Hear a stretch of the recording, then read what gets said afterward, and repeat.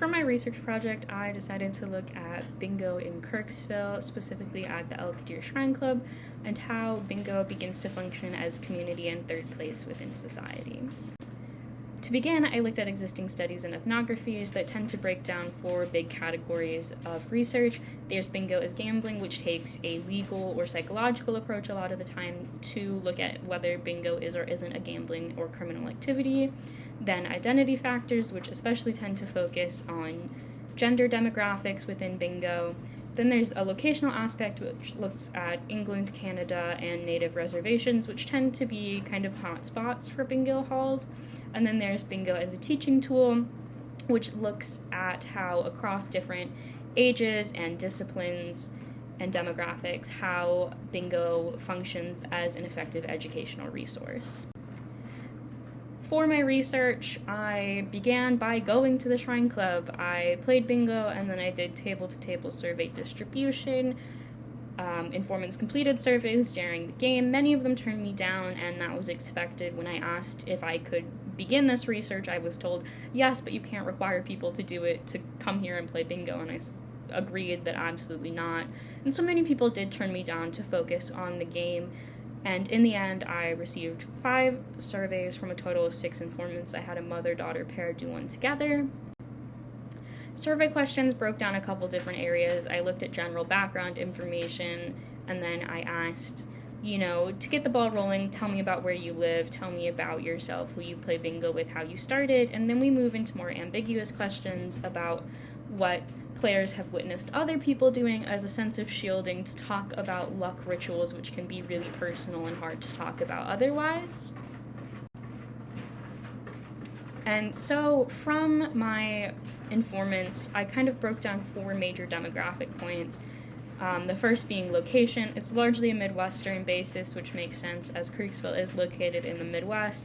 A handful of informants came from other areas, but generally everyone now lives in a pretty rural area of Missouri, and that is the basis for people playing at the Shrine Club.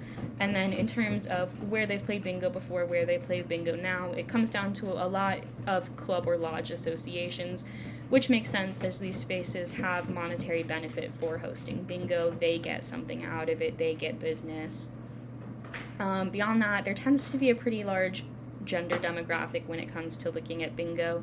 There's a stereotype that it's little old women playing bingo, and generally research tends to support this representation rather than debunk it, and this becomes a major point because bingo has kind of a twofold function for women. In one sense, it offers an escape from home and the family and work being done there, but in the other, it becomes a place for women who are lonely at home to find a sense of community and to find a sense of purpose outside the home.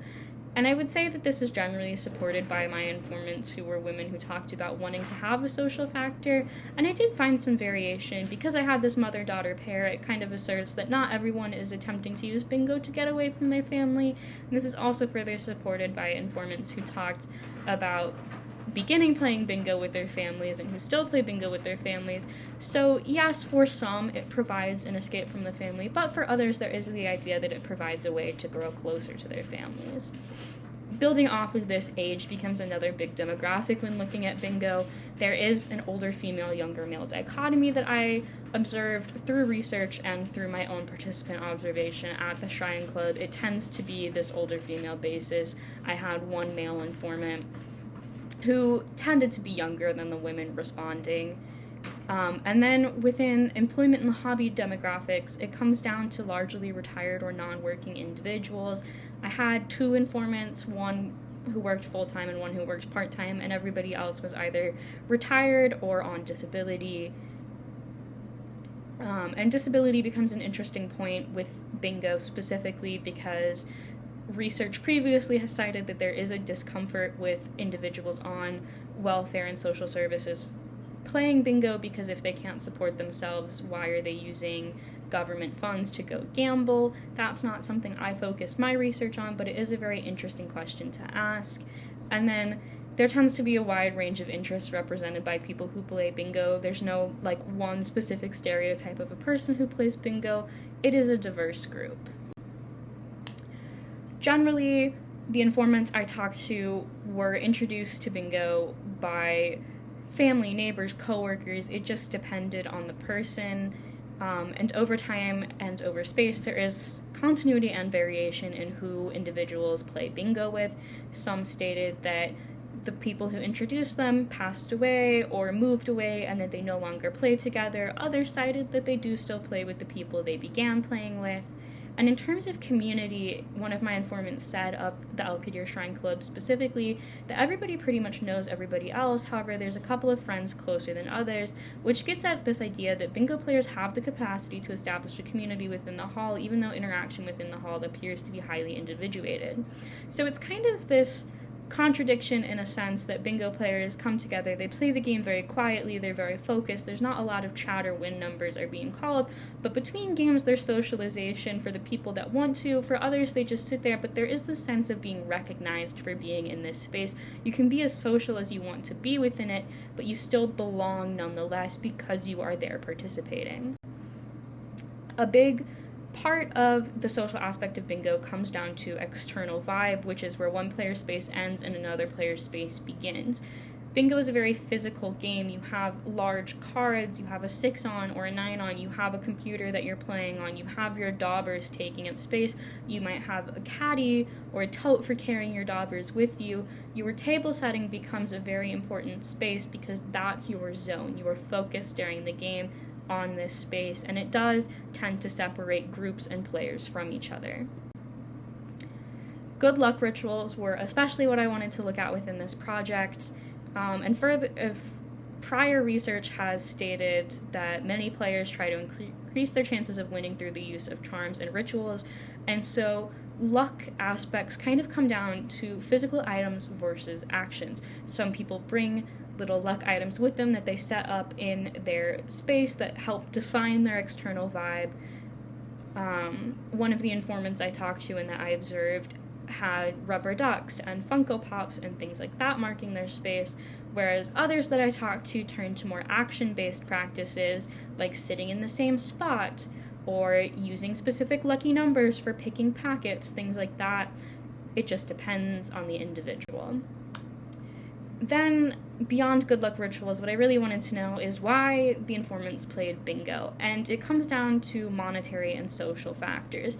It can't be ignored that the goal of bingo is to win a prize, and everyone talked about, wanting to get this monetary gain, but many recognize that that's just not the way it tends to go a lot of the time. And so, while yes, they hope for it, there is also an emphasis on the social factor. A lot of informants talked about camaraderie with others, getting out of the house, and that it's just kind of an exciting place to go socialize and exist outside of the home.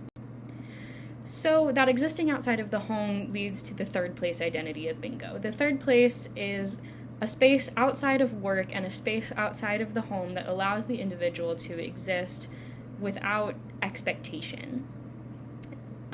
And so the bingo hall becomes a third place in the sense that it's a level playing field. Anyone who can afford to come play bingo can come in and come as they are to play the game.